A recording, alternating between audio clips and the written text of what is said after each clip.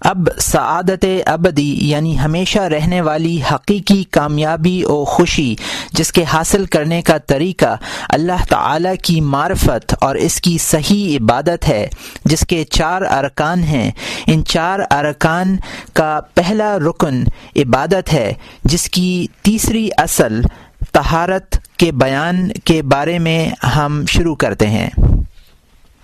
تیسری اصل طہارت کے بیان میں خدا تعالی نے ارشاد فرمایا ہے، ان اللہ یحب التوابین و یحب المتطہرین، بے شک اللہ تعالی توبہ کرنے والوں اور پاک اور ستھرا رہنے والوں کو دوست رکھتا ہے،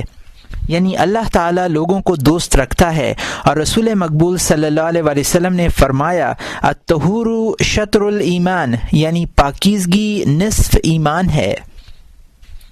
تو اے عزیز، یہ گمان نہ کرنا کہ یہ سب تعریف و فضیلت بدن اور کپڑے کی نفاست اور پاکیزگی کی ہے، بلکہ نظافت کے 4 درجے ہیں۔ پہلا درجہ دل کو ما سوائے اللہ سے پاک کرنا، جیسا کہ حق تعالی نے فرمایا، قل اللہ ثم ذرہم، کہ کہہ اللہ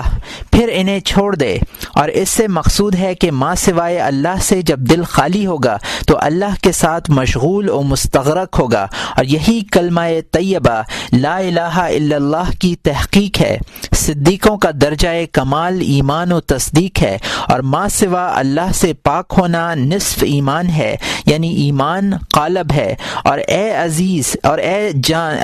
جان عزیز، جب تک تو ما سوائے اللہ سے پاک دل نہ ہوگا یا یاد حق سے آراستہ ہونے کے قابل نہ ہوگا۔ دوسرا درجہ حسد، تکبر، ریا، حرص، عداوت وغیرہ اخلاق ناپسندیدہ سے ظاہر دل کو پاک و صاف کرنا ہے، تاکہ تواضع، قناعت، توبہ، صبر، خوف و رجا اور محبت وغیرہ اخلاق پاک و پسندیدہ کے ذریعے دل کو پاک کرنا نصف ایمان ہے۔ تیسرا درجہ غیبت، جھوٹ اور حرام کھانا، خیانت کرنا، نامحرم عورت کو دیکھنا اور گناہوں سے جوارح یعنی ہاتھ، پاؤں وغیرہ ظاہری اعضاء کو پاک رکھنا، تاکہ تمام کاموں میں یہ فرمانبرداری سے آراستہ ہو جائیں۔ یہ زاہدوں کے ایمان کا درجہ ہے، اور جوارح کو سب حرام چیزوں سے پاک رکھنا نصف ایمان ہے۔ چوتھا درجہ کپڑے اور نجاست کو بدن سے پاک رکھنا ہے، تاکہ رکوع، سجود وغیرہ ارکان نماز سے آراستہ ہوں۔ یہ مسلمانوں کی طہارت کا درجہ ہے، اس لیے کہ مسلمان میں اور کافر میں عملی طور پر نماز سے فرق ہوتا ہے، اور یہ طہارت بھی نصف ایمان ہے۔ معلوم ہوا کہ ایمان کے 4 درجوں میں طہارت و پاکیزگی نصف ایمان ہے، اور چونکہ پاکیزگی نصف اول ہے، اس وجہ سے رسول مقبول صلی اللہ علیہ وسلم نے فرمایا ہے کہ بنی الدین علی النظافہ، یعنی دین کی بنا پاکیزگی پر ہے۔ بدن اور کپڑے کی طہارت اور پاکیزگی جس کی طرف لوگ متوجہ ہیں اور جس میں سب کوشش اور محنت کرتے ہیں، اخیر درجے کی پاکیزگی ہے۔ اس کی طرف متوجہ ہونے کی وجہ یہ ہے کہ اور تمام طہارتوں سے یہ آسان ہے، اور نفس بھی اس سے خوش ہوتا اور آرام پاتا ہے، اور لوگ بھی اس ظاہری پاکیزگی کو دیکھتے ہیں اور اس سے آدمی کو زاہد جانتے ہیں۔ اس وجہ سے لوگوں کے لیے یہ آسان ہے، لیکن حسد، کبر یا دوستی دنیا سے دل کی پاکی اور گناہوں سے بدن کی پاکی، اس میں نفس کا کچھ حصہ نہیں، یعنی نفس کو کچھ مزہ نہیں آتا اور خلق کی نظر اس پر نہیں پڑتی، اس لیے کہ یہ باتیں خدا کے دیکھنے کی ہیں، خلق کے دیکھنے کی نہیں، اسی وجہ سے ان کی طرف کوئی رغبت نہیں کرتا۔ فصل ظاہری طہارت اگرچہ اخیر درجے کی طہارت ہے، مگر پھر بھی اس کی بڑی فضیلت اور شان ہے، بشرط یہ کہ آداب طہارت بجا لائے، وسوسہ اور اسراف کو دخل نہ دے۔ اگر دخل دیا تو وہ طہارت مکروہ ہو جائے گی، بلکہ طہارت کرنے والا گناہگار ہو جائے گا۔ اور یہ زیادہ احتیاط جو صوفیوں کی عادت ہے، یعنی پاتابے چڑھانا، چادر سر سے اوڑھنا، جو پانی یقیناً پاک ہو اسے اور اوے کو دھیان رکھنا کہ کوئی اس میں ہاتھ نہ ڈالے، تو یہ سب باتیں اچھی ہیں۔ جو فقی لوگ ان باتوں کا لحاظ نہیں رکھتے، انہیں صوفیہ پر اعتراض نہ کرنا چاہیے، مگر کسی شرط سے، اور صوفیہ کو بھی نہ چاہیے کہ فقہا اور دوسرے لوگوں پر جو اتنی احتیاط نہیں کرتے اعتراض کریں کہ یہ احتیاط صرف بہتر ہے۔ وہ بھی 6 شرطوں کے ساتھ۔ پہلی شرط یہ ہے کہ اس احتیاط میں وقت گزارنے کے سبب اور کسی بہتر کام سے محروم نہ رہے، اس لیے کہ اگر کسی کو طلب علم میں مشغول ہونے کی استطاعت ہے یا ایسے غور و فکر میں مصروف ہونے کی قدرت ہے جو کشف میں زیادتی کا باعث ہو، یا ایسے کسب کی طرف متوجہ ہونے کی طاقت ہے جو اپنی ذات یا اہل و عیال کی پرورش کے لیے کفایت کریں، جس کی بدولت لوگوں سے سوال کی حاجت نہ پڑے، لوگوں کی دست نگری سے بچے، اگر احتیاط طہارت میں وقت صرف کرنا ان باتوں سے اسے محروم رکھتا ہو تو اسے ایسی احتیاط کرنا چاہیے، کیونکہ یہ امور احتیاط طہارت سے زیادہ ضروری ہیں۔ اس وجہ سے صحابہ کبار رضوان اللہ تعالی علیہم اجمعین ایسی احتیاطوں کی طرف مصروف نہیں ہوئے، کیونکہ وہ لوگ جہاد، کسب معاش، طلب علم اور دوسرے ضروری کاموں میں مشغول تھے۔ اس بنا پر ننگے پاؤں چلتے تھے، زمین پر نماز پڑھتے تھے، خاک پر بیٹھتے تھے، کھانا کھا کر تلوں میں ہاتھ ملتے تھے، گھوڑے، اونٹ وغیرہ کے پسینے سے پرہیز نہ کرتے تھے، دل کی پاکی میں بہت کوشش کرتے تھے، بدن کی صفائی کا بہت زیادہ اہتمام نہ کرتے تھے۔ اگر کوئی اس کیفیت کا آدمی ہو تو صوفیہ کو اس پر اعتراض کرنے کا حق نہیں، اور جو شخص سستی اور کاہلی سے یہ احتیاط نہ کرے اسے اہل احتیاط پر اعتراض کرنا لائق نہیں کہ احتیاط نہ کرنے سے احتیاط کرنا بہتر ہے۔ دوسری شرط یہ ہے کہ اپنے آپ کو ریا اور رعونت سے بچائے رکھے، کیونکہ جو ایسی احتیاط کرتا ہے وہ ہمتاً زبان بن کر پکارتا پھرتا ہے کہ میں زاہد ہوں، میں اپنے آپ کو ایسا پاک رکھتا ہوں، اور اسے اس بات میں عزت اور شرف حاصل ہوتا ہے۔ اگر زمین پر پاؤں رکھتا ہوں یا کسی کے لوٹے سے طہارت کرتا ہے تو ڈرتا ہے کہ لوگوں کی نگاہوں سے گر جاؤں گا۔ اسے چاہیے کہ اپنے آپ کو آزمائے، لوگوں کے سامنے زمین پر پاؤں رکھے، چیزوں میں احتیاط کرے، اپنے باطن میں احتیاط کرے۔ اگر اس کا نفس اس بارے میں کچھ نزا کرے تو سمجھ لے کہ ریا کا مرض اس میں گھس آیا ہے، اس وقت اس پر واجب ہو جاتا ہے ننگے پاؤں پھرے اور زمین پر نماز پڑھے اور احتیاط سے ہاتھ اٹھائے، کیونکہ ریا حرام ہے اور احتیاط سنت ہے۔ جب ریا سے احتیاط ترک کیے بغیر بچ نہیں سکتا تو اسے احتیاط چھوڑ دینا ضروری ہے۔ تیسری شرط یہ ہے کہ احتیاط کو اپنے اوپر فرض نہ کرے، ترک احتیاط میں جو مباح ہے کبھی کبھی اسے بھی اختیار کرے۔ چنانچہ رسول مقبول صلی اللہ علیہ وسلم نے ایک مشرک کے برتن سے اور حضرت عمر رضی اللہ تعالی عنہ نے ایک یہودی عورت کے برتن سے طہارت کی، اور ان حضرات نے اکثر اوقات خاک پر نماز پڑھی، اور جو شخص سونے کے لیے زمین پر کچھ نہ بچھاتا تھا اس کی بڑی تعظیم کرتے تھے۔ تو جو کوئی ان حضرات کی خصلت سے پرہیز، عادت و روش کو چھوڑ دے گا، اس کا نفس ان حضرات کی اطاعت قبول نہ کرے گا۔ تو یہ امر اس بات کی دلیل ہے کہ اس کے نفس نے اس احتیاط میں عزت اور لذت پائی ہے، اب اسے احتیاط سے ہاتھ کھینچنا مشکل ہو چکا ہے۔ چوتھی شرط یہ ہے کہ جس احتیاط سے مسلمانوں کے دل کو تکلیف پہنچے اسے چھوڑ دے، کیونکہ مسلمانوں کے دل کو تکلیف دینا حرام ہے، اور ترک احتیاط سے حرام نہیں۔ جیسا کہ کوئی غلام راہ میں ہاتھ پکڑنے کا ارادہ کرے یا معانقہ کرنا چاہے اور حالت یہ ہو کہ اس کے بدن سے پسینہ بہہ رہا ہو اور دوسرا شخص اپنا بدن سمیٹے اور بچائے تو یہ حرام ہے، بلکہ خلق سے پیش آنا اور مسلمانوں سے میل جول رکھنا ہزار احتیاط سے بہتر ہے اور مبارک اور افضل ہے۔ اس طرح اگر کوئی کسی کی جانماز پر پاؤں رکھنا چاہے یا کسی کے لوٹے سے طہارت کرنا یا بدن میں پانی یا برتن میں پانی پینا چاہے تو اسے منع کرنا اور اپنی کراہت ظاہر نہ کرنا چاہیے، کیونکہ ایک بار جناب سرور کائنات علیہ افضل الصلاۃ و اکمل التحیات نے آب زمزم طلب فرمایا۔ حضرت عباس رضی اللہ تعالی عنہ نے عرض کی، یا رسول اللہ، لوگوں نے اس میں بہت ہاتھ ڈالے ہیں، گھنگولا ہے، ٹھہریے میں خاص ڈول آپ کے لیے منگا کر پانی نکال دیتا ہوں۔ آپ صلی اللہ علیہ وسلم نے فرمایا کہ نہیں، میں مسلمانوں کے ہاتھ کی برکت کو پسند کرتا ہوں۔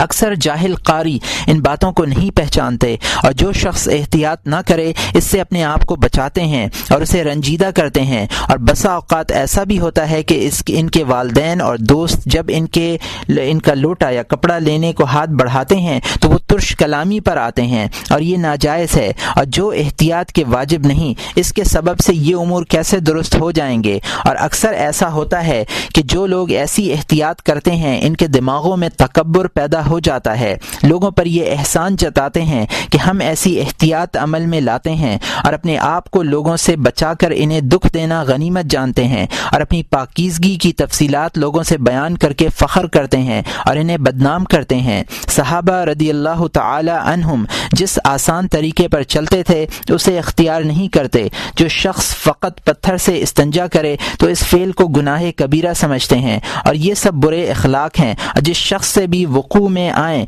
اس کی نجاست باطنی پر دلالت کرتے ہیں۔ دل کو ایسی خبیث عادتوں سے پاک رکھنا ضروری ہے کہ یہ سب امور باعث ہلاکت ہیں، اور ان احتیاط کی باتوں کو ترک کرنا ہلاکت کا موجب نہیں ہے۔ پانچویں شرط یہ ہے کہ کھانے پینے کی چیز اور بات کرنے میں اس احتیاط کو نگاہ رکھے کہ یہ بہت ہی ضروری ہے، اور جب ضروری امر سے ہاتھ روکا یعنی اسے نہ کیا تو یہ اس بات کی دلیل ہے کہ اور باتوں میں یہ احتیاط فقط رعونت کے تحت ہے یا محض عادت ہے۔ جیسے کوئی شخص کھانا تو تھوڑی سی بھوک لگنے کے ساتھ کھاتا ہے، اس میں تو کچھ بھی احتیاط نہیں کرتا، پھر احتیاط سوچتی ہے جب تک ہاتھ منہ نہیں دھوتا، نماز نہیں پڑھتا، اتنا نہیں جانتا کہ جو چیز نجس ہو اس کا کھانا حرام ہے۔ اگر نجس ہے تو بلا ضرورت کیوں کھاتا ہے؟ اگر پاک ہے تو ہاتھ کیوں دھوتا ہے؟ پھر جب منہ دھویا تو جس کپڑے پر عوام الناس بیٹھتے ہیں اس پر نماز نہیں پڑھتا۔ یہ معلوم نہیں کہ عوام الناس کے گھر کا پکا ہوا کھانا کیوں چکھ لیتا ہے، اس سے احتیاط کیوں نہیں کرتا، حالانکہ لقمہ کی پاکی میں احتیاط بہت ہی ضروری ہے، اور ایسے لوگ اکثر بازاری لوگوں کے گھر کا پکا کھانا نوش کر جاتے ہیں اور ان کے کپڑوں پر نماز نہیں پڑھتے۔ یہ باتیں احتیاط میں سچے ہونے کی دلیل ہیں۔ چھٹی شرط یہ ہے کہ اپنی احتیاط منہیات اور منکرات کے ساتھ نہ کرے، مثلا 3 بار سے زیادہ طہارت نہ کرے کہ چوتھی بار بلا ضرورت منع ہے، یا طہارت میں دیر لگائے کہ کوئی مسلمان اس کا منتظر ہے اور یہ ملنا نہ چاہے، یا فضول پانی بہائے، یا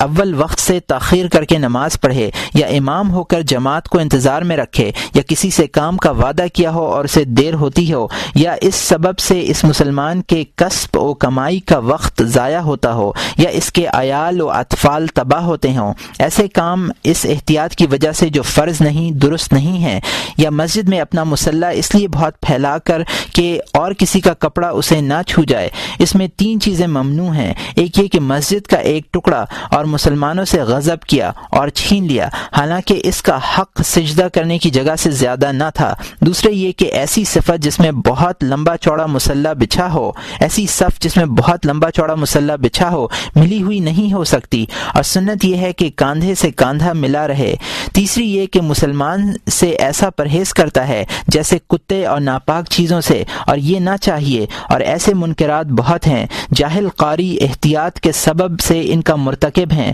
اور انہیں ممنوع اور برا نہیں جانتے۔ فصل: اے عزیز، جب تو نے یہ جان لیا کہ ظاہری طہارت باطنی طہارت سے الگ ہے، اور باطن کی 3 طہارتیں ہیں، ایک گناہوں سے اعضائے ظاہری کی طہارت، دوسری اخلاق بد سے ظاہر دل کی طہارت، تیسری ما سوا اللہ سے باطن دل کی طہارت، تو اب جان کہ ظاہری طہارت کی بھی 3 قسمیں ہیں، ایک نجاست سے طہارت، دوسری حدث و خباثت سے، اور تیسری بدن میں فضول چیزیں جو بڑھتی ہیں ان سے طہارت، مثلا ناخن، بال، میل وغیرہ۔ پہلی قسم یعنی نجاست سے طہارت: اے عزیز، تو جان کہ حق سبحانہ تعالی نے جمادات کی قسم سے جتنی چیزیں پیدا کی ہیں وہ سب پاک ہیں، مگر شراب تھوڑی سی ہو یا بہت سب ناپاک ہے، اور جتنے جانور ہیں سب پاک ہیں مگر کتا اور سور، اور جو جانور مر جائے ناپاک ہے مگر آدمی اور مچھلی اور ٹڈی دل، اور جن جانوروں کے بدن میں بہتا ہوا لہو نہ ہو جیسے مکھی، بچھو اور کیڑے جو اناج میں پیدا ہوتے ہیں، اور جو چیز جانوروں کے اندر مستحیل اور متحیر نہ ہوئی ہو پاک ہے جیسے پسینہ اور آنسو، اور جو چیز ناپاک ہے اس کے ساتھ نماز درست نہیں، مگر 5 قسم کی نجاست دشواری کے سبب معاف ہے۔ ایک 3 پتھر یا ڈھیلے لینے کے بعد براز کا جو اثر باقی رہ جائے بشرط یہ کہ اپنے مقام سے پھیلا ہوا نہ ہو۔ دوسری سڑک کیچڑ گو اس میں یقینی نجاست دکھائی دے، لیکن سڑک کی کیچڑ اس قدر معاف ہے جس سے آدمی اپنے آپ کو بچا نہ سکے، یہ نہیں کہ آدمی کیچڑ میں گر پڑے یا ہاتھی گھوڑا وغیرہ کیچڑ سے کپڑوں کو خراب کر دے، کہ یہ امور نادر ہیں اور اتنی کیچڑ معاف نہیں ہے۔ تیسری وہ جو موزے میں بھر جائے مگر اس قدر جس سے بچنا ممکن نہ ہو، اگر موزہ کو زمین پر رگڑ ڈالا اور اسے پہنے ہوئے نماز پڑھی تو معاف ہے۔ چوتھے پسو کا لہو جو کپڑے پر لگا ہو معاف ہے گو پسینہ بھی آیا ہو۔ پانچویں سرخی مائل جو چھوٹے چھوٹے دانوں سے نکلے معاف ہیں، اس لیے کہ آدمی کا بدن اس سے خالی نہیں ہوتا۔ اس طرح جو صاف رطوبت خارش دانوں سے نکلے وہ بھی معاف ہے، لیکن جو بڑا دانہ ہے اس سے پیپ نکلے اس کا پھوڑے کا حکم ہے اور وہ کم ہوتا ہے، اس کا دھونا واجب ہے۔ اگر دھونے کے بعد اس کا کچھ اثر باقی رہ جائے تو امید ہے کہ معاف ہو جائے۔ اگر کسی نے فسد کھلوائی ہے یا کسی کا زخم لگا ہو تو اس کے خون کو دھونا چاہیے۔ اگر کچھ رہ جائے اور دھونے میں خطرہ ہو یا کسی قضا کرنا چاہیے کہ ایسا عذر نادر اور کم ہوتا ہے۔ فصل جو جگہ نجس ہو اور ایک بار اس پر پانی بہہ جائے تو پاک ہو جاتی ہے، لیکن اگر عین نجاست ہو تو اس کو دھونا چاہیے تاکہ عین اور جرم نجاست زائل ہو جائے، اور اگر دھویا اور ملا اور کئی بار اسے ناخن سے کھرچا بائیں ہمہ اس کی رنگت اور بو باقی رہے تو پاک ہے، اور جو پانی خدا تعالی نے پیدا کیا ہے خود پاک ہے اور دوسری چیز کا پاک کرنے والا ہے، مگر چار طرح کا پانی، ایک وہ پانی جس سے ایک بار حدث دور کیا ہو یہ خود پاک ہے اور دوسرے کو پاک نہیں کرتا، دوسرا وہ پانی جس سے نجاست دور کی ہو وہ نہ خود پاک ہے اور نہ اور کا پاک کرنے والا ہے، لیکن اس کا رنگ اور مزہ اور بو اگر نجاست کی وجہ سے نہ بدلا ہو تو پاک ہے، تیسرا وہ پانی جو 250 من سے کم ہو اور اس میں نجاست پڑ جائے اگرچہ متغیر نہ ہوا ہو وہ بھی نجس ہے، اور اگر 250 من سے ہے یا زیادہ ہے تو نجاست پڑنے سے جب تک متغیر نہ ہو جائے ناپاک نہیں ہوتا، چوتھا وہ پانی جس کا رنگ اور بو اور مزہ ایسی پاک چیز کے سبب سے بدل جائے جس سے اس پانی کو بچا سکتے ہوں، جیسے زعفران، صابن، اشنان، آٹا وغیرہ، یہ پانی پاک ہے، پاک کرنے والا نہیں ہے، لیکن اس میں اگر معمولی تغیر ہوا ہو تو پاک کرنے والا بھی ہے۔ دوسری قسم طہارت حدث، اس میں 5 چیزیں جاننا چاہیے: پاخانہ پھرنے، پیشاب کرنے کے آداب، استنجا کرنے کے آداب، وضو کے آداب، غسل کے آداب، تیمم کے آداب۔ فصل پاخانہ جانے کے آداب کے بیان میں، اگر آدمی صحرا میں ہو تو چاہیے کہ لوگوں کی نگاہ سے دور ہو جائے اور ممکن ہو تو دیوار کی آڑ میں ہو جائے اور بیٹھنے سے پہلے شرمگاہ نہ کھولے اور آفتاب و ماہتاب کی طرف منہ نہ کرے اور قبلے کی طرف منہ اور پیٹھ نہ کرے، لیکن اگر بیت الخلاء میں ہو تو درست ہے، مگر اولا یہ ہے کہ قبلہ دائیں یا بائیں طرف رہے، جہاں لوگ جمع ہوتے ہوں وہاں نہ پخانہ پھرے نہ پیشاب کرے، پانی میں کھڑے ہو کر پیشاب نہ کرے، میوہ دار درخت کے نیچے اور کسی بل میں نہ پخانہ پھرے نہ پیشاب کرے، سخت زمین پر اور ہوا کے رخ پیشاب نہ کرے تاکہ اس پر چھینٹیں نہ پڑیں، اور بے عذر کھڑے کھڑے پیشاب نہ کرے، جہاں لوگ وضو یا غسل کرتے ہوں وہاں پیشاب نہ کرے، اور بائیں پاؤں پر زور دے کر بیٹھے،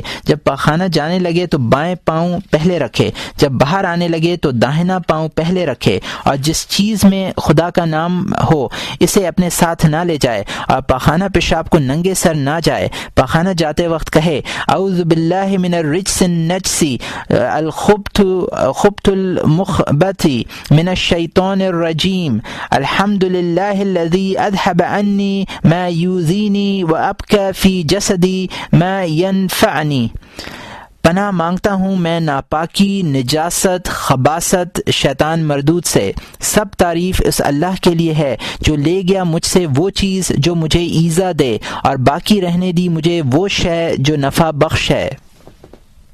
فصل استنجا کرنے کے بیان میں، چاہیے کہ پتھر کے 3 ٹکڑے یا مٹی کے 3 ڈھیلے پاخانہ پھر چکنے سے پہلے تیار رکھے، جب فارغ ہو تو بائیں ہاتھ میں لے کر پاخانے کے مقام کے قریب پاک جگہ پر رکھ کر کھسکائے اور نجاست کے مقام پر لا کر پھیرے اور نجاست پونچھے، دوسری جگہ نجاست نہ بھرنے پائے، اس طرح 3 ڈھیلے کام میں لائے، اگر پاک نہ ہو تو 2 ڈھیلے اور لے تاکہ طاق رہیں، پھر پتھر کا 1 ٹکڑا اور 1 بڑا ڈھیلا داہنے ہاتھ میں لے اور آلائے تناسل بائیں ہاتھ پکڑے اور اس پتھر یا ڈھیلے پر 3 بار 3 جگہ اس کا سر رکھے، یا دیوار پر 3 جگہ 3 بار رکھے اور بائیں ہاتھ سے ہلائے اور دائیں ہاتھ سے نہیں۔ اگر اتنے ہی پر قناعت کرے تو طہارت کے لیے کفایت کرتا ہے، لیکن بہتر یہ ہے کہ ڈھیلے اور پانی دونوں سے استنجا کرے۔ اگر پانی لینا منظور ہو تو اس جگہ سے اٹھ کر دوسری جگہ جائے تاکہ اس پر پانی نہ اڑے، داہنے ہاتھ سے پانی ڈالے، بائیں ہاتھ سے ہتھیلی تک اس قدر ملے کہ یہ معلوم ہو جائے کہ اب نجاست کا اثر باقی نہیں رہا۔ جب یہ معلوم ہو جائے تو بہت پانی نہ بہائے اور ملنے میں بہت زور نہ لگائے کہ پانی اندر پہنچ جائے۔ اس طرح وہ قطرہ جھاڑنے میں 3 بار ذکر کر کے نیچے ہاتھ لے جائے اور 3 بار جھٹکے اور 3 قدم چلے اور 3 مرتبہ کھنکھاڑ لے۔ اس سے زیادہ اپنے آپ کو تکلیف نہ دے کہ وسواس پیدا ہوگا، اور اگر ایسا کر چکا اور ہر بار معلوم ہوتا ہے کہ استنجا کرنے کے بعد تری ظاہر ہوئی تو اپنی شرمگاہ پر پانی ڈال لے تاکہ وہ تری پانی کی معلوم ہو، کیونکہ رسول مقبول صلی اللہ علیہ وآلہ وسلم نے وسواس دور کرنے کے لیے ایسا ہی فرمایا ہے۔ جب استنجا کرے اور فارغ ہو جائے تو دیوار یا زمین پر ہاتھ ملے اور پھر دھوئے تاکہ کچھ بو باقی نہ رہے، اور استنجا کرنے کے بعد یہ کہے اللہم جہر قلبی من النفاق، اللہم طہر قلبی من النفاق و حسین فرجی من الفواحش، اے اللہ پاک کر میرے دل کو نفاق سے اور پاک کر میری شرمگاہ کو بے حیائیوں سے۔ فصل کیفیت وضو کے بیان میں، جب استنجا کر کے فارغ ہو تو مسواک کرے اور داہنی طرف سے شروع کرے، پھر اوپر کے دانتوں میں مسواک کرے، پھر نیچے کے دانتوں میں، اس کے بعد بائیں طرف بھی اسی طرح مسواک کرے، پھر دانتوں کے اندر کی جانب اسی ترتیب سے، پھر زبان اور تالو میں مسواک رگڑے اور مسواک کرنا ضروری جانے، کیونکہ حدیث شریف میں آیا ہے کہ مسواک کے ساتھ ایک نماز پڑھنا بے مسواک کے 70 نماز پڑھنے سے افضل ہے۔ اور مسواک کے وقت یہ نیت اور خیال کرے کہ خدائے تعالیٰ کے ذکر کا راستہ صاف کرتا ہوں، اور جب وضو ٹوٹ جائے تو اس وقت پھر وضو کرے کہ رسول مقبول صلی اللہ علیہ وآلہ وسلم ایسا ہی کرتے تھے، اور جب بھی وضو کرے تو مسواک کرنے سے محروم نہ رہے، اور اگر وضو نہ کرے اور اس وجہ سے کہ بے کلی کیے سو گیا تھا یا دیر تک منہ بند کیے چپکا بیٹھا رہا یا بدبودار چیز کھائی یا ان وجوہوں سے اس کے منہ کی کیفیت بدل گئی تو مسواک کرنا سنت ہے۔ جب مسواک سے فارغ ہو تو بلندی پر قبلہ رو بیٹھے اور بسم اللہ الرحمن الرحیم اعوذ بک من حمزات الشیاطین و اعوذ بک ربی ان یحضرون، ترجمہ تیرے نام سے شروع کرتا ہوں، میں اللہ کے نام سے شروع کرتا ہوں اور پناہ مانگتا ہوں شیطان کے وسوسوں سے، اور پناہ لیتا ہوں تیرے پاس تجھ سے اے پروردگار اس سے کہ یہ میرے قریب بھی آئیں، کہے اور 3 بار دونوں ہاتھ دھوئے اور کہے اللہم انی اسألک الیمن واعوذ من الشوم والحلق، ترجمہ اے اللہ میں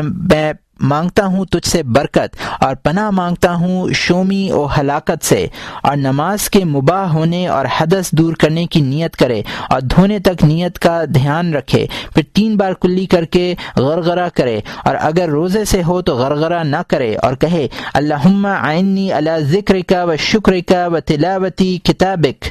ترجمہ اے اللہ مدد کر میری اپنے ذکر اور اپنے شکر پر اور اپنی کتاب کی تلاوت پر، پھر 3 بار ناک میں پانی ڈالے اور چھینکے اور کہے اللہم ارحنی رائحۃ الجنۃ وانت عنی راض، اے اللہ سنگھا مجھے خوشبو جنت کی اس حالت میں کہ تو مجھ سے راضی ہو، پھر 3 بار منہ دھوئے اور کہے اللہم بیدی وجہی بنورک یوم تبید وجوہ اولیائک، ترجمہ اے اللہ منور کر تو میرا چہرہ اپنے نور سے جس دن تو اپنے دوستوں کے منہ منور کرے گا، اور جو بال چہرے پر ہیں ان کی جڑوں تک پانی پہنچائے، اگر داڑھی گنجان ہو تو اس پر پانی بہائے اور بالوں میں انگلیوں سے خلال کرے، اس کا نام تخلیل ہے، منہ کی طرف کانوں سے گوشائے پیشانی تک چہرے کی حد ہے، اور آنکھ کے کونے کو انگلی سے پاک کرے تاکہ سرما وغیرہ کا اثر نکل جائے، پھر داہنا ہاتھ آدھے بازو تک 3 بار دھوئے اور جس قدر ہو بازو کے نزدیک تک دھوئے بہتر ہے، اور کہے اللہم اعطنی کتابی بیمینی وحاسبنی حسابا یسیرا۔ ترجمہ: اے اللہ عطا کر مجھے میرا اعمال نامہ میرے داہنے ہاتھ میں اور آسان کر دے مجھ سے حساب۔ پھر اسی طرح بائیں ہاتھ دھوئے، اگر ہاتھ میں انگوٹھی ہو تو اسے جنبش دے کہ اس کے نیچے پانی پہنچ جائے، اور کہے اللہم اعوذ بک ان تعطینی کتابی بشمالی او من وراء ظہری۔ ترجمہ: اے اللہ میں پناہ مانگتا ہوں تیرے پاس اس سے کہ میرا اعمال نامہ میرے پاس میرے بائیں ہاتھ میں دے یا پیٹھ کی طرف سے۔ پھر دونوں ہاتھ تر کر کے انگلیاں ملا کر سر پر اگلی طرف رکھے اور گدی تک لے جائے، پھر وہاں سے اپنے مقام پر پھر لائے تاکہ بالوں کے دونوں رخ تر ہو جائیں، اور یہ ایک بار مسح ہوا، اس طرح 3 بار کرے، اس طرح کہ ہر بار پورے سر کا مسح کرے اور کہے اللہم غشنی برحمتک وانزل علی من برکاتک وذلنی تحت عرشک یوم لذل ان ذلک۔ ترجمہ: اے اللہ ڈھانپ لے اپنی رحمت سے اور اتار مجھ پر اپنی برکتیں، اور سایہ دے مجھے اپنے عرش کے نیچے جس دن کوئی سایہ نہ ہوگا سوائے تیرے سائے کے۔ پھر دونوں کانوں کا مسح کرے اور 3 بار کانوں کے سوراخ میں انگلی ڈالے اور انگوٹھے کان کی پشت پر سے اتارے اور کہے اللہم اجعلنی من الذین یستمعون القول فیتبعون احسنہ۔ ترجمہ: اے اللہ کر مجھے ان لوگوں میں سے جو سنتے ہیں پھر نیک بات کی پیروی کرتے ہیں۔ پھر گردن پر مسح کرے اور کہے اللہم فکی رقبتی من النار واعوذ بک من السلاسل والغلال۔ اے اللہ آزاد کر میری گردن آگ سے، اور پناہ مانگتا ہوں میں تیرے پاس زنجیروں اور بیڑیوں سے۔ پھر داہنا پاؤں آدمی پنڈلی تک 3 بار دھوئے اور بائیں ہاتھ کی چھنگلیاں سے پاؤں کی انگلیوں میں تلوں کی طرف سے خلال شروع کرے، اور بائیں پاؤں کی چھنگلیاں پر یہ دعا پڑھے اور کہے اللہم ثبت قدمی علی الصراط یوم تزل الاقدام۔ اے اللہ جمائے رکھ میرے قدم پل صراط پر جس دن قدم پھسلیں دوزخ میں۔ پھر اسی طرح بایاں پاؤں دھوئے اور کہے اللہم اعوذ بک ان تزل قدمی علی الصراط یوم تزل اقدام المنافقین۔ ترجمہ: الہی میرے قدموں کو پل صراط پر نہ ڈگمگانا جس دن منافقوں کے قدم ڈگمگائیں۔ جب وضو سے فراغت پائے تو کہے اشہد ان لا الہ الا اللہ وحدہ لا شریک لہ واشہد ان محمدا عبدہ ورسولہ۔ میں گواہی دیتا ہوں کہ اللہ کے سوا کوئی معبود نہیں، وہ ایک ہے، اس کا کوئی شریک نہیں، اور میں گواہی دیتا ہوں کہ حضرت محمد صلی اللہ علیہ وآلہ وسلم اس کے بندے اور رسول ہیں۔ اللہم اجعلنی من التوابین وجعلنی من المتطہرین وجعلنی من عبادک الصالحین۔ اے اللہ تو مجھے بہت توبہ کرنے والا اور پاک و ستھرا رہنے والا اور تیرے نیک بندوں میں سے کر دے۔ جو شخص عربی نہ سمجھتا ہو اسے چاہیے کہ ان سب دعاؤں کے معنی معلوم کرے تاکہ یہ تو پتہ ہو کہ میں کیا کہتا ہوں۔ حدیث شریف میں آیا ہے جو شخص طہارت کے دوران خدا کا ذکر کرتا ہے اس کے تمام اعضاء کے تمام گناہ دھوئے جاتے ہیں، اور اگر طہارت میں خدا کا ذکر نہیں کرتا تو فقط اتنا ہی بدن پاک ہوتا ہے جہاں تک پانی پہنچتا ہے، اور اگر پہلا وضو نہ ٹوٹا ہو تو بہتر ہے کہ نماز کے لیے تازہ وضو کرے، کیونکہ حدیث شریف میں ہے کہ جو شخص طہارت تازہ کرتا ہے خدا تعالی اس کے ایمان کو تازہ کرتا ہے۔ جب طہارت تمام کرے تو یقین کرے کہ یہ ہاتھ منہ جو پاک کیے ہیں یہ خلق کے دیکھنے کی چیزیں ہیں، خاص خدا کی نگاہ کی جگہ دل ہے،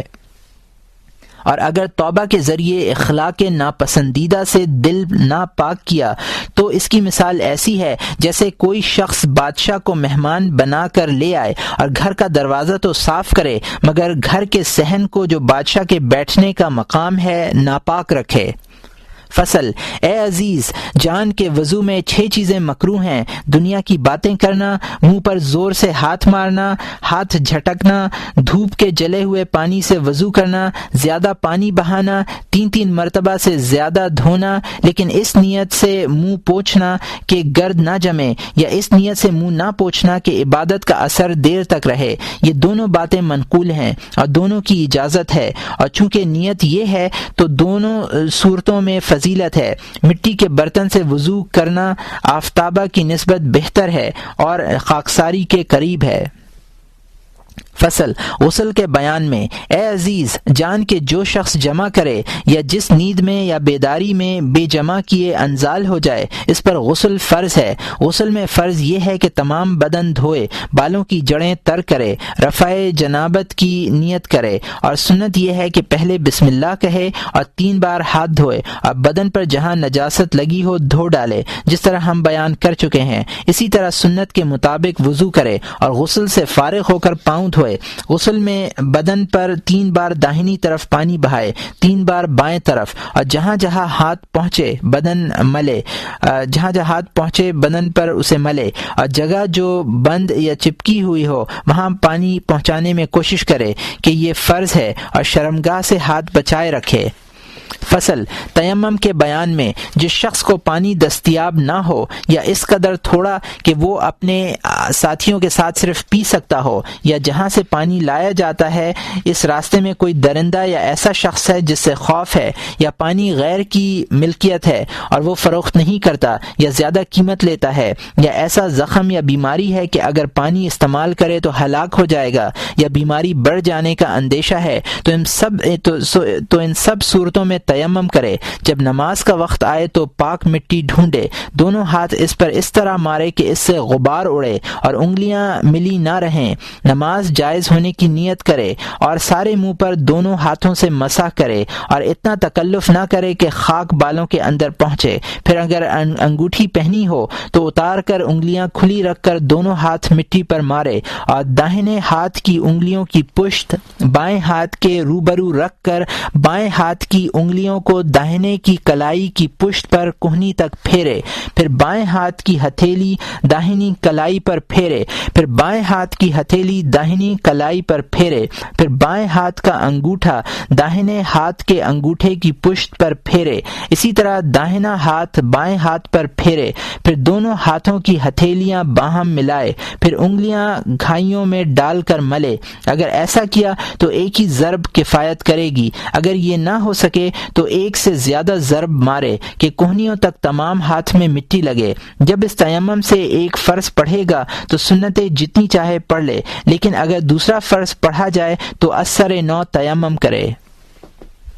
تیسری قسم فضلات سے بدن کی طہارت۔ اس کی 2 قسمیں ہیں۔ ایک اس میل سے طہارت جو سر اور داڑھی کے بالوں میں ہوتا ہے، کنگھی، پانی، مٹی، گرم پانی سے یہ میل زائل ہو سکتا ہے۔ رسول مقبول صلی اللہ علیہ وآلہ وسلم سے سفر حضر میں کبھی کنگھی جدا نہ ہوتی تھی اور اپنے کو میل کچیل سے پاک رکھنا سنت ہے۔ دوسرا وہ میل جو آنکھوں کے کوے میں جمع ہو جاتا ہے، اسے وضو میں انگلی سے پاک کرنا چاہیے، اور کان میں جو میل ہوتا ہے حمام میں نکلنے کے بعد عادت کے موافق اسے بھی نکال ڈالنا چاہیے، اور ناک میں جو ہوتا ہے اسے پانی ڈال کر دور کرے، اور دانتوں کے جبڑوں میں جو زردی جمع ہو جاتی ہے اسے مسواک اور کلی سے زائل کرے، اور جو میل انگلیوں کے جوڑوں اور پاؤں پر ایڑی اور ناخنوں میں اور تمام بدن میں ہوتا ہے ان سب کا دور کرنا بھی سنت ہے۔ اور جاننا چاہیے کہ جہاں کہیں میل ہو اور پانی کی کھال تک جانے میں نہ روکے تو طہارت باطل نہیں ہوتی،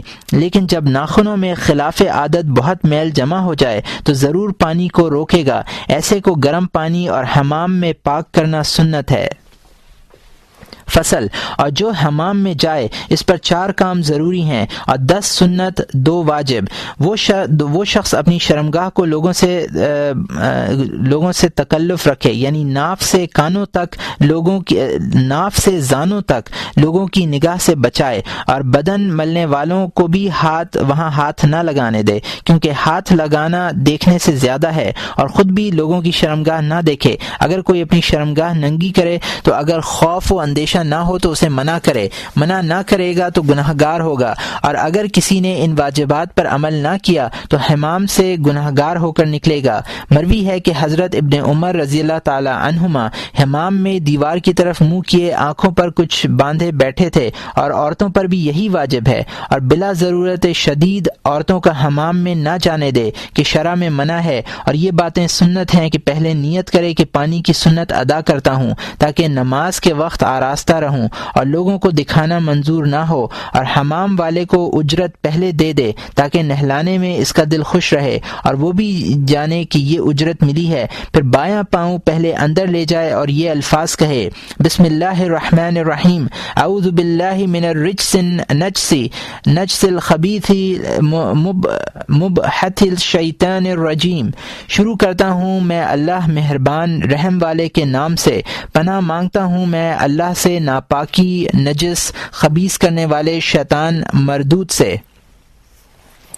کیونکہ حمام شیطان کی جگہ ہے، اور کوشش کرنا چاہیے کہ حمام خالی ہو جائے یا ایسے وقت جائے کہ حمام بالکل خالی ہو، اور حمام میں جو جگہ گرم ہے وہاں جلدی نہ جائے تاکہ پسینہ بہت نکلے، اور جب جائے تو اس وقت طہارت کرے اور بدن دھونے میں جلدی کرے، اور پانی زیادہ نہ بہائے، اس قدر بہائے کہ اگر حمام والا دیکھ لے تو اسے برا نہ منائے۔ حمام کے اندر جا کر کسی کو سلام نہ کرے، اگر مصافحہ کرے تو درست ہے، اگر کوئی سلام کرے تو یہ جواب دے کہ آفاک اللہ، اور زیادہ باتیں نہ کرے، اگر قرآن شریف پڑھے تو آہستہ پڑھے۔ اعوذ باللہ من الشیطان الرجیم، پناہ مانگتا ہوں میں اللہ سے ناپاکی نجس خبیث کرنے والے شیطان مردود سے۔ بلند آواز سے کہے گا تو درست ہے۔ غروب آفتاب کے وقت اور نماز مغرب اور عشاء کے درمیان حمام میں نہ جائے کہ شیطان کے منتشر ہونے کا وقت ہے، اور جب گرم مکان میں جائے آتش دوزخ کو یاد کرے اور 1 ساعت سے زیادہ نہ بیٹھے تاکہ سمجھے کہ دوزخ کے قید خانے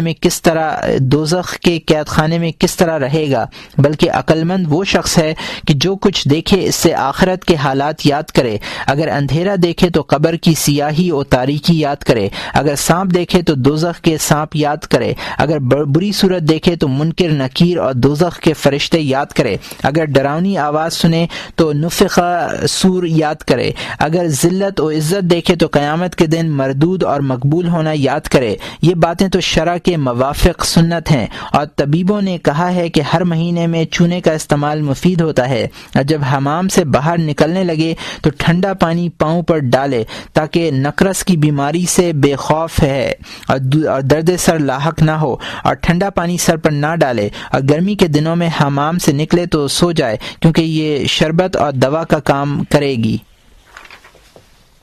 فصل، فضلات بدن سے دوسری طرح کی بھی پاکی ہے، اور فضلات 7 چیزیں ہیں۔ ایک، سر کے بال، ان کا منڈوانا بہتر اور پاکیزگی کے نزدیک تر ہے، لیکن ارباب شرف و کمال کو بال رکھنا درست ہے، اور دوسرے بال مونڈنا اور فوجیوں کی طرح بال پراگندہ چھوڑنا مکروہ ہے اور اس فعل کی ممانعت ہے۔ دوسرے، مونچھوں کے بال لب کے برابر کر دینا سنت ہے اور چھوڑ دینا منع ہے۔ تیسرے، بغل کے بال ہر 40 دن کے بعد اکھاڑنا سنت ہے، نہیں تو مونڈنا بہتر ہے کہ اذیت نہ ہو۔ چوتھے، منہ زیر ناف، ان کو استرے یا لوزہ ایک قسم کی مٹی سے دور کرنا سنت ہے اور چاہیے کہ 40 دن سے زیادہ بڑھنے نہ دے۔ پانچویں، ناخن کاٹنا تاکہ اس میں میل نہ جمے، اگر میل اکٹھا ہو تو طہارت حاصل نہ ہوگی، کیونکہ رسول مقبول صلی اللہ علیہ وسلم نے ایک گروہ کے ہاتھ میں میل جمع دیکھا، فرمایا ناخن کاٹ ڈالو،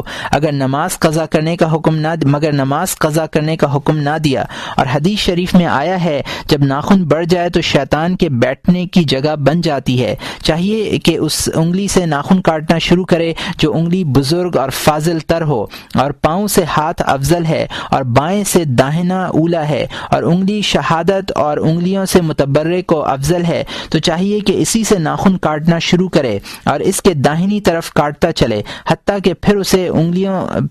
اسی انگلی تک پہنچے، اور دونوں ہاتھوں کی انگلیوں کے سرے ملا کر حلقے کی مانند فرض کرے، تو داہنے ہاتھ کی انگشت شہادت سے شروع کرے اور چھنگلیا تک کاٹتا چلا جائے، پھر بائیں ہاتھ کی چھنگلیا سے شروع کرے اور وسطی تک کاٹتا چلا جائے، پھر بائیں ہاتھ کی چھنگلیا سے شروع کرے اور پانچواں ناخن کاٹ کر داہنے ہاتھ کے انگوٹھے پر ختم کریں۔ چھٹے، ناف کاٹنا اور یہ پیدا ہونے کا وقت ہے۔ 7ویں عورتوں اور مردوں کا ختنہ کرنا۔ فصل، داڑھی اگر لمبی ہو تو ایک مشت چھوڑ کر باقی کتر ڈالنا درست ہے تاکہ حد سے تجاوز نہ کرے۔ حضرت ابن عمر رضی اللہ تعالی عنہما اور تابعین کے ایک گروہ نے ایسا ہی کیا ہے، اور ایک گروہ نے کہا ہے کہ داڑھی چھوڑ دینا چاہیے۔ اے عزیز، داڑھی میں 10 چیزیں مکروہ ہیں۔ ایک تو سیاہ خصاب کرنا، کیونکہ حدیث شریف میں آیا ہے کہ سیاہ خصاب دوزخیوں اور کافروں کا ہے، اور سیاہ خصاب پہلے فرعون نے کیا ہے۔ ابن عباس رضی اللہ تعالی عنہما سے روایت ہے کہ رسول مقبول صلی اللہ علیہ وآلہ وسلم نے فرمایا ہے کہ آخر زمانے میں لوگ ہوں گے کہ سیاہ خصاب کریں گے اور اپنے کو جوانوں کے مشابہ بنائیں گے، اور بہترین جوان وہ ہے جو اپنے کو بوڑھوں کی مانند بنائے، اور اس ممانعت کا سبب یہ ہے کہ سیاہ خصاب بری غرض سے بناوٹ اور فریب ہے۔ دوسرے، سرخ اور زرد خصاب اگر غازی لوگ سیاہ خصاب کریں تاکہ کافر ان پر دلیر نہ ہو جائیں اور انہیں ضعیف اور بوڑھا نہ سمجھ بیٹھیں تو سنت ہے، اور اسی غرض سے بعض علماء نے سیاہ خصاب بھی کیا ہے۔ اگر یہ غرض نہ ہو تو ہر قسم کا خصاب فریب ہے اور درست نہیں۔ تیسرے، داڑھی کو گندھک سے سفید کرنا تاکہ لوگ سمجھے کہ بوڑھا ہے اور بہت عزت کریں، اور یہ سمجھنا حماقت ہے، کیونکہ عظمت، عزت، علم، عقل سے ہوتی ہے، بڑھاپے اور جوانی سے نہیں ہوتی۔ حضرت انس رضی اللہ تعالی عنہ فرماتے ہیں کہ حضرت سرور کائنات علیہ افضل الصلاۃ والسلام نے جب انتقال فرمایا تو آپ کے بالوں میں سے 20 بالوں سے زیادہ سفید نہ تھے۔ چوتھے، داڑھی کے سفید بال چننا اور بڑھاپے سے ننگ و عار رکھنا، یہ امر ایسا ہے جیسے خدا کے دیے ہوئے نور سے ننگ و عار رکھنا، اور یہ امر نادانی سے ہوتا ہے۔ پانچویں، ہوس اور خیال خام سے ابتدائے جوانی میں داڑھی کے بال اکھاڑنا اور منڈوانا تاکہ بے ریشوں کسی صورت معلوم ہو، یہ بھی نادانی سے ہوتا ہے، کیونکہ حق تعالی کے کچھ فرشتے ہیں جن کی تسبیح یہ ہے: سبحان من زین الرجال باللحیہ والنساء بالدوائب، یعنی وہ خدا پاک ہے جس نے مردوں کو داڑھی سے اور عورتوں کو گیسو سے آراستہ فرمایا۔ چھٹے، کبوتر کے دم کی طرح داڑھی تراشنا تاکہ عورتوں کو اچھا معلوم ہو اور اس کی طرف رغبت کریں۔ ساتویں، سر کے بالوں سے داڑھی میں بڑھانا اور پرہیزگاروں کی عادت کے خلاف زلفوں کو کان کی لو سے نیچے چھوڑ دینا۔ آٹھویں، داڑھی کی سیاہی یا سفیدی کو نظر تعجب سے دیکھنا، کیونکہ خدا اس شخص کو دوست نہیں رکھتا جو اپنے آپ کو تعجب کی نگاہ سے دیکھتا ہے۔ نویں، لوگوں کے دکھانے کی کنگھی کرنا، ادائے سنت کی نیت سے نہ کرنا۔ 10ویں، اپنا زہد جتانے کو داڑھی پراگندہ اور الجھائے رکھنا تاکہ لوگ جانیں کہ وہ داڑھی میں کنگھی کرنے کی طرف مشغول نہیں ہوتا۔ طہارت کے اس قدر احکام کا بیان کافی ہے۔